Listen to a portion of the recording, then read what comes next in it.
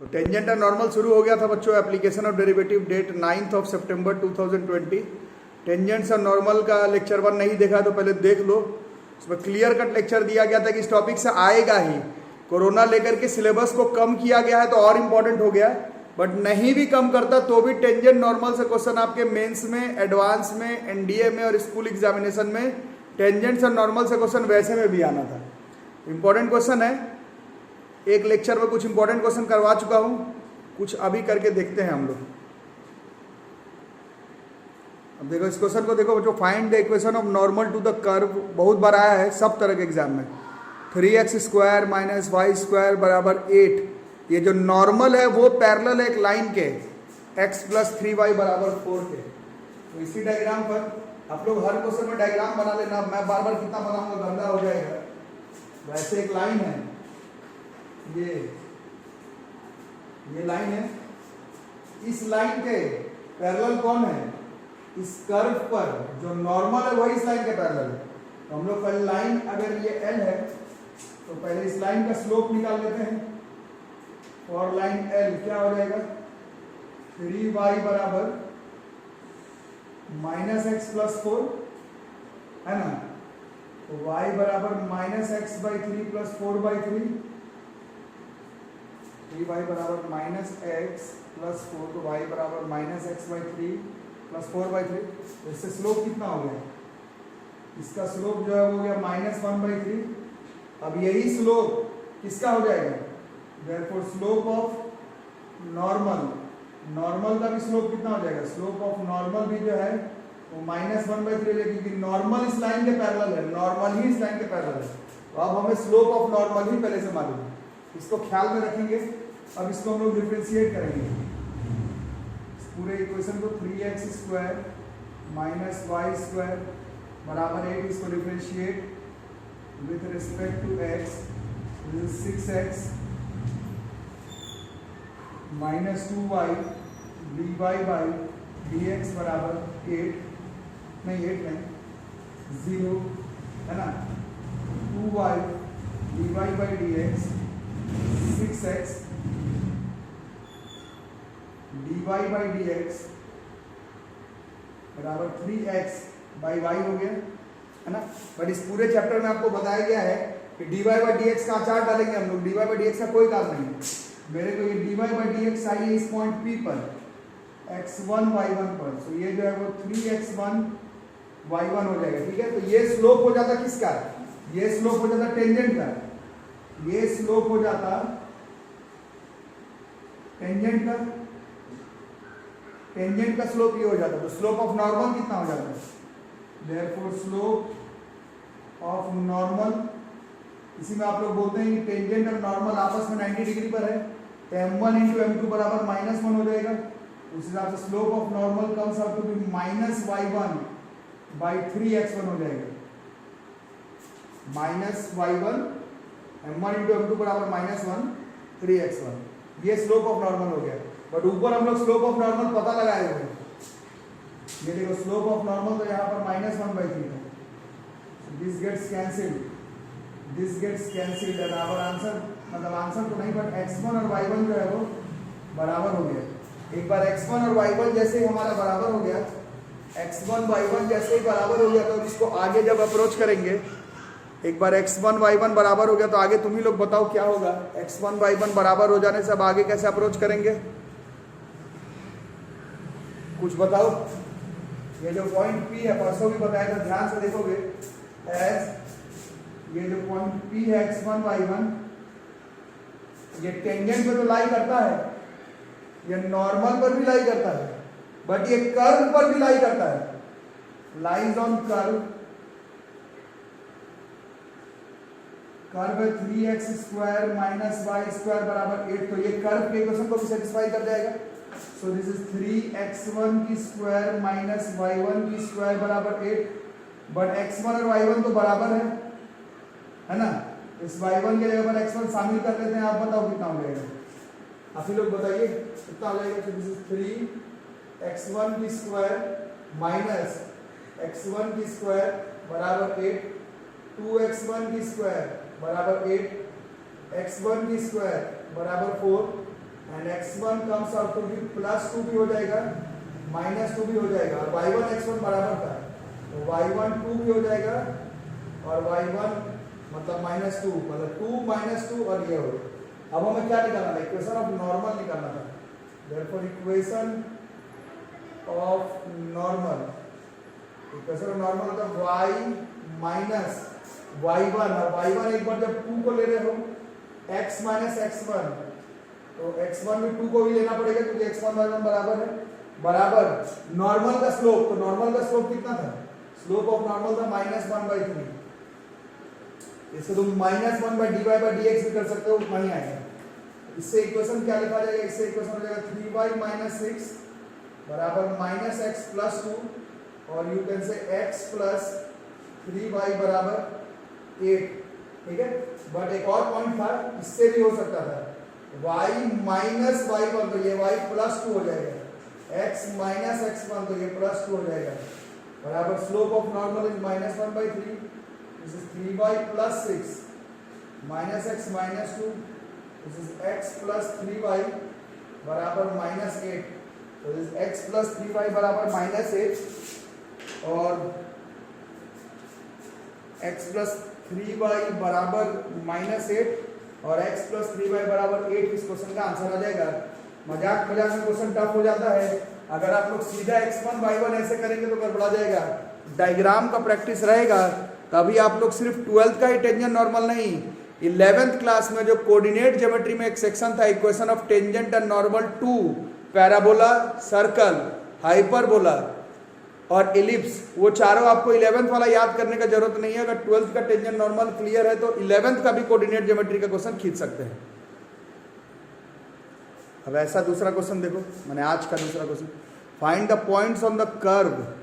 Curve देख रहे हो 4x² + 9y² बराबर 1 है, where tangents are perpendicular to the line 2y + x बराबर 0। तो ये कर्व है, ये कर्व 4x² + 9y² बराबर 1। यहाँ से जो टेंजेंट है वो एक लाइन के परपेंडिकुलर है, इस लाइन के परपेंडिकुलर। तो आपको जो पॉइंट है वो कर्व पर ही निकालना है, where the tangents are perpendicular to the line for line. ठीक है, कैसे करोगे? पहले इस लाइन को अगर देखते हैं, फॉर लाइन L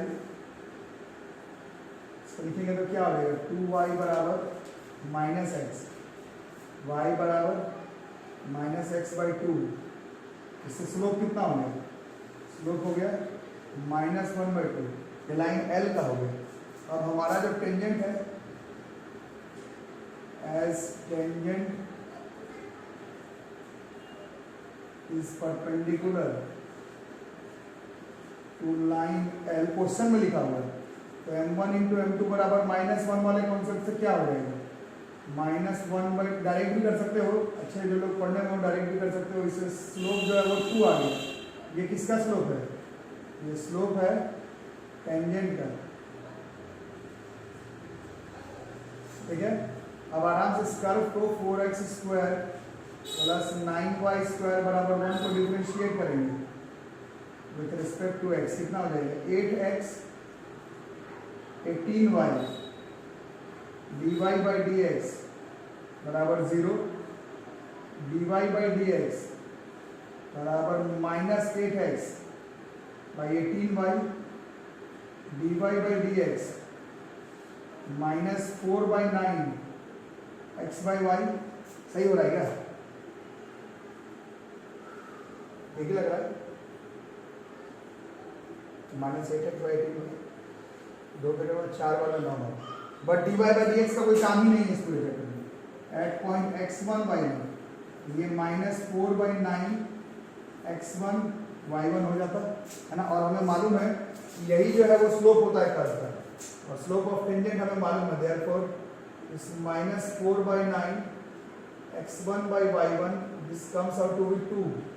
ठीक है, सो ये 2 बार में कट जाता, तो x1 कितना हो गया? -9/2 y1 क्या x1 बराबर -9y1, x1 बराबर -9y1/2। ये हो गया। आंसर नहीं है, क्यों? क्योंकि ये जो पॉइंट P है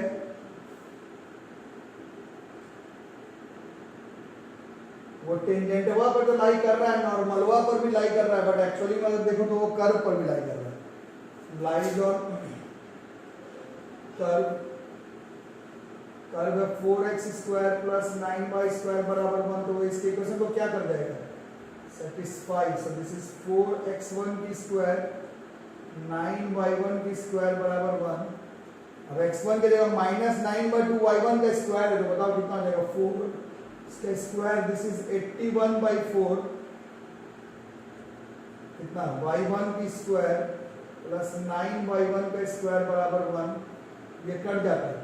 सो दिस इज 90, y1² बराबर 1, y1² बराबर 1/90, y1 बराबर 90 का रूट कितना है? कैसे कर सकते हैं? 3√10 हो सकता है। 3 × 3 × 10, 3 का जोड़ा बनेगा 3√10 प्लस माइनस 1/3√10, और x1 कितना है? x1 है -9/2 टाइम्स ऑफ, एक बार y1 प्लस 1/3√10 लेंगे और एक बार -9/2 माइनस 1/3√10 लेंगे। इससे ये हो गया हमारा कितना? 3 से कट गया, -3/2√10, और यहां से 3/2√10। तो पॉइंट का कोऑर्डिनेट कितना हो गया? एक बार जब x तुम्हारा ये आया था -3/2√10, उस समय तुम्हारा y जो है वो +1/3√10 था, और नहीं तो दूसरा पॉइंट आएगा x 3/2√10, और इसमें हमने पुट किया था -1/3√10। तो इस तरह से ये 2 पॉइंट आ रहा है, मैथमेटिकली 2 पॉइंट आ रहा है, 2 अलग अलग पॉइंट आ रहा है जहां पर ऐसा काम जो है वो हो सकता है। तो 3/2√10 और 3/2√10 और 1/3√10 दे रहा है, और -3/2√10 में -1/3√10, कहीं थोड़ा सा गलती हो गया क्या?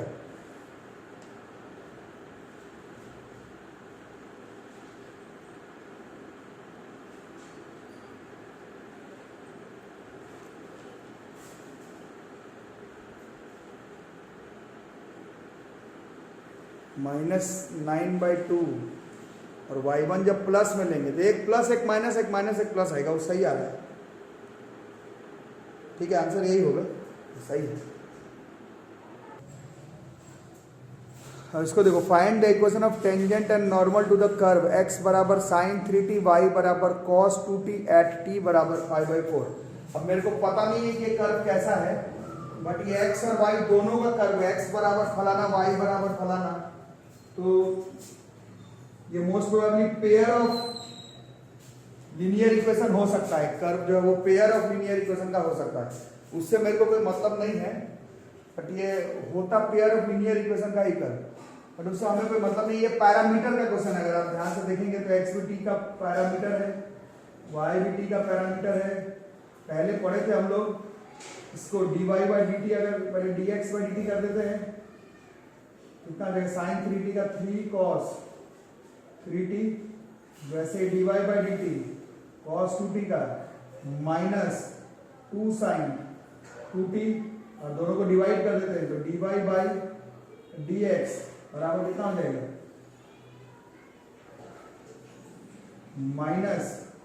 -2/3 sin 2t by cos 3t, है ना। बट मेरे को dy/dx से मतलब ही नहीं है टेंजेंट नॉर्मल चैप्टर में, मेरे को तो ये खास पॉइंट पर जरूरत है, एट t बराबर π/4 पर जरूरत था, t बराबर π/4, तो पुट कर देते हैं -2/3 sin 2 π/4 cos 3 π/4, so this comes out to be -2/3। ये कितना हो गया? sin π/2, sin π/2 is 1, cos 3 π/4, cos 135, add sugar -1/√2, -1/√2, ये माइनस माइनस कट जाता है, 2√2/3, यही जो है हमारा स्लोप का वैल्यू हो जाता है। This is our slope of tangent. अब किस बात की कमी है, अब पॉइंट का, पी पॉइंट का जरूरत है, पी पॉइंट का जरूरत है। तो यहाँ पर पी का वैल्यू π/4 पुट करेंगे तो ये x का वैल्यू कितना हो जाएगा, एट t बराबर π/4, दिस x इज sin 3π/4। तो एड शुगर सेकेंड क्वाड्रेंट में है, प्लस 1/√2 और एट t बराबर π/4 y कितना हो जाता है, cos 2 और t के जगह π/4, so this cos π/2, cos 90 is 0। तो अब p पॉइंट का कोऑर्डिनेट मालूम चल गया मेरे को, p का कोऑर्डिनेट हो गया 1/√2 0। अब हमें इक्वेशन ऑफ टेंजेंट लिख देते हैं पहले। Equation of tangent is y minus y1, तो y माइनस y1 0 है, बाई x माइनस x1 1/√2 है, बराबर स्लोप जो है वो 2√2/3 है। इसको सॉल्व करते रहना, जो आ जाए सो आ जाए, आपका काम है। इक्वेशन ऑफ नॉर्मल कितना हो जाएगा, equation of normal is y minus 0 by x minus 1/√2 बराबर नॉर्मल का कितना हो जाता है, -3/2√2। अब जो आ जाए ऊपर, मतलब आंसर खुद से करते रहना, जो आंसर आ जाए सो हो जाएगा, अपने से सॉल्व करके देख लेना। तो y minus 0 by x minus 1/√2 बराबर 2√2/3 और उसका y minus 0 by x minus 1/√2 बराबर -3/2√2। कैलकुलेशन करके सॉल्व खुद से कर लेना। अभी तो कुछ लोग पूछेंगे कि एग्जाम में यहाँ तक छोड़ सकते हैं क्या, नहीं छोड़ सकते हैं, पूरा ही सॉल्व करना पड़ेगा। ट्यूशन में छोड़ सकते हैं, मेरा मर्जी, आप पूरा सॉल्व करेंगे। इस क्वेश्चन को देख लो, ये आ जाता है एग्जाम में। Show that the curve x बराबर y² एंड xy बराबर k cut at right angles. दो अलग अलग कर्व है, कट कर रहा राइट एंगल पर, इफ 8k² बराबर 1। दो अलग अलग कर्व है, दोनों कट कर रहा है।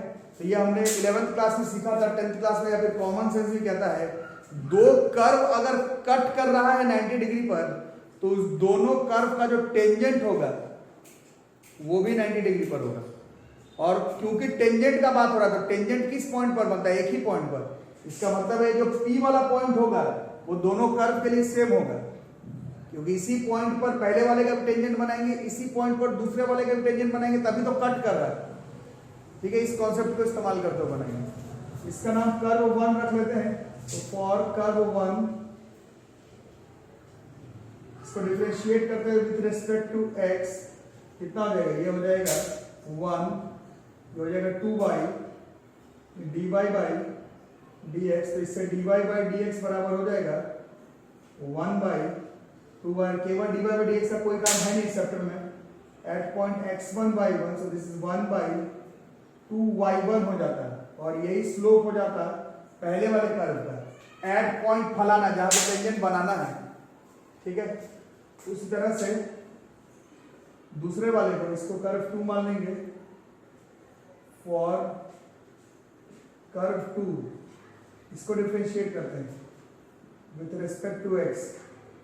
अब बताओ कितना हो जाएगा, x बाहर,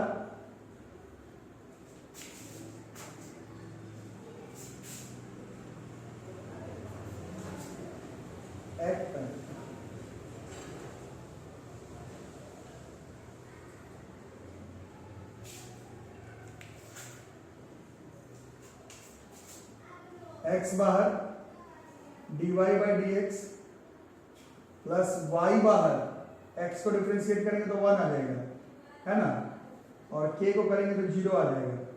तो इससे हमारा dy/dx कितना हो जाना है, -y/x, है ना। और मेरे को dy/dx से कोई मतलब नहीं, ये भी एट पॉइंट x1/1, ये पॉइंट सेम रह जाएगा, क्योंकि उसी पॉइंट पर टेंजेंट बनाने, क्योंकि कट करने का बात हो रहा है। कट वहीं पर टेंजेंट बनाना है, तो वो जो पॉइंट आएगा x1/1 वो सेम आएगा दोनों कर्व के लिए। इसका स्लोप हो जाना है -y1/x1। अब ये दोनों राइट एंगल पर, अगर हम लोग मान ले कट कर रहा है, मान लेते हैं कि दोनों कट कर रहा है 90 डिग्री पर, तो m1 इंटू m2 बराबर -1 हो जाएगा। कर्व 90 डिग्री पर कट कर रहा है, मतलब टेंजेंट भी 90 डिग्री पर कट करेगा, मतलब ये स्लोप ऑफ टेंजेंट, ये स्लोप ऑफ टेंजेंट अलग अलग कर्व का दोनों को मल्टीप्लाई करेंगे तो -1। सो this is 1/2y1 into -y1/x1 बराबर -1। सो दिस y1 से y1 गेट्स कट, माइनस से माइनस गेट्स कट, तो this x1 comes out to be, x1 कितना आ गया बॉस, x1 आ गया 1/2। अब ये x1 आ गया 1/2। अब ये जो पॉइंट P है, ये पॉइंट P इस कर्व पर भी लाई कर रहा है, इस कर्व पर भी लाई कर रहा है, और आंसर हमें K के फॉर्म में चाहिए। तो हम लोग ऐसा लिखेंगे एस पॉइंट P जिसका कोऑर्डिनेट है x1 y1, वो लाई करता है दोनों कर्व पर है। अभी 2 वाले से काम चलाएंगे तो ये इसके इक्वेशन को सेटिस्फाई कर जाएगा। तो दिस इज x1 y1 बराबर K, x1 y1 बराबर K, तो x1 के जगह पर 1/2 इंटू y1 बराबर K। So this y1 comes out to be 2K, this y1 comes out to be 2K।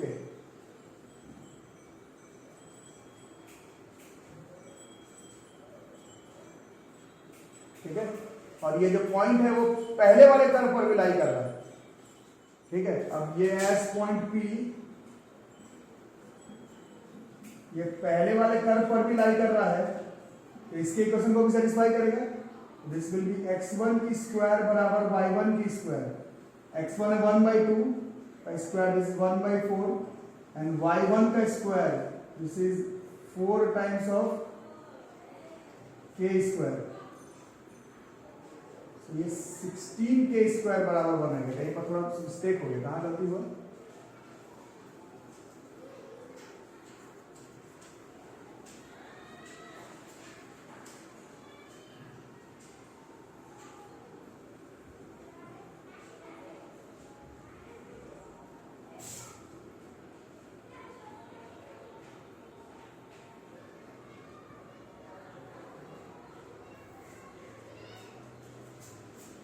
कितना आ गया? 16k स्क्वायर बराबर 1 आ गया, 8k स्क्वायर बराबर 1, पर सिली मिस्टेक हो रहा था। तो यहाँ पर कुछ लोग समझ गए होंगे, यहाँ गलती हो गया। S point P lies on curve 1, तो कर्व 1 तो x बराबर y का स्क्वायर था ना, मतलब x1 बराबर y1 का स्क्वायर, x बराबर y स्क्वायर, x का स्क्वायर बराबर y का स्क्वायर थोड़ी। अब x1 के जगह पर 1/2 पुट कर देंगे और y1 का स्क्वायर के जगह पर 4k स्क्वायर पुट कर देंगे, क्रॉस मल्टीप्लाई कर देंगे तो 8k स्क्वायर बराबर 1 आ जाएगा। तो हमने प्रूफ कर दिया है कि अगर दो कर्व है, दोनों अगर 90 डिग्री पर कट करे तब 8k स्क्वायर बराबर 1 आएगा। एक्चुअली मैं क्वेश्चन में थोड़ा उल्टा बोल रहा था अगर 8k स्क्वायर बराबर 1 आए तब प्रूफ कर दो कि 90 डिग्री पर कट कर रहा है, बट हमने थोड़ा उल्टा प्रूफ कर दिया है।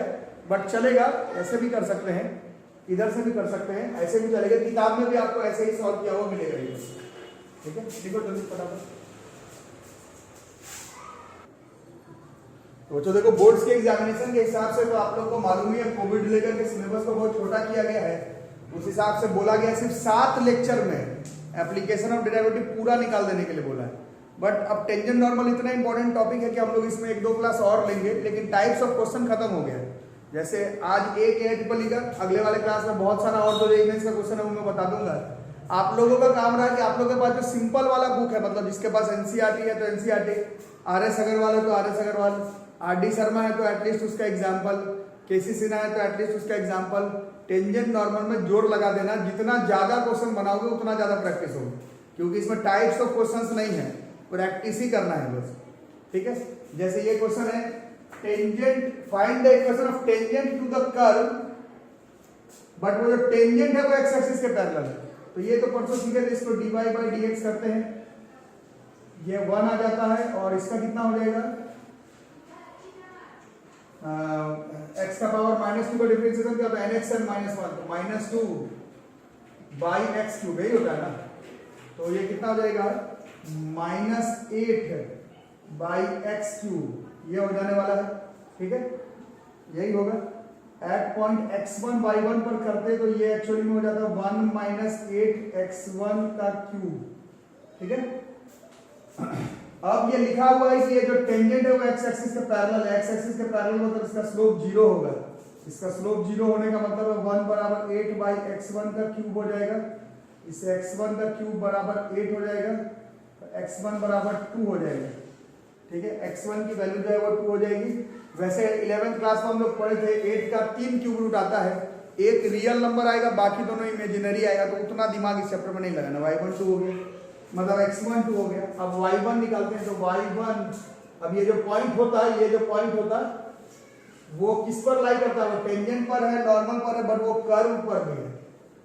x1 y1 lies on curve, तो कर्व है भाई y1 बराबर क्या हो जाता है x1 प्लस 4 बाई x1 का स्क्वायर, तो this y1 is equal to 2 plus 4 by 2 का square, so this y1 comes out to be 3।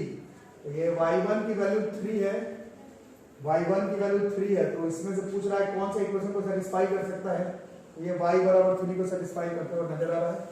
इस क्वेश्चन का आंसर हो गया। ठीक है, तो आपका काम रहा कि आप लोग जरूर से एनसीईआरटी आरएस वाला एग्जाम के इसमें चारों का नहीं बनाना है, कोई एक बुक का कम से कम 8-10 क्वेश्चन जरूर इस तरह का बना करके रखो।